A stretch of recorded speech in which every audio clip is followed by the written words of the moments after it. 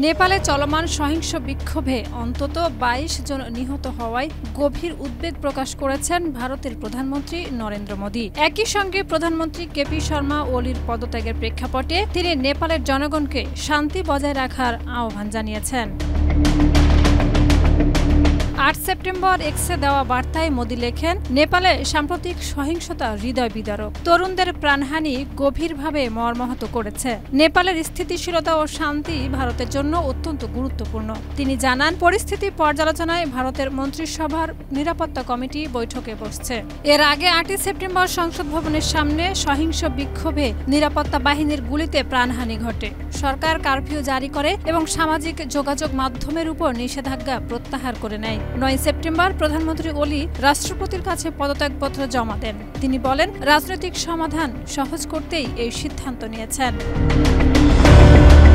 বিক্ষোভকারীরা এই আন্দোলনকে জেনজি আন্দোলন বলে অভিহিত করেছে, যার লক্ষ্য দুর্নীতি, বৈষম্য ও বেকারত্বের বিরুদ্ধে প্রতিবাদ। বিশ্বব্যাংকের তথ্য মতে নেপালের তরুণ বেকারত্বের হার ২২% বেশি। ২০০৮ সালে রাজতন্ত্র বিলুপ্তির পর থেকে নেপাল রাজনৈতিক অস্থিরতায় ভুগছে। গত ১৭ বছরে ১৪টি সরকার পরিবর্তন হয়েছে।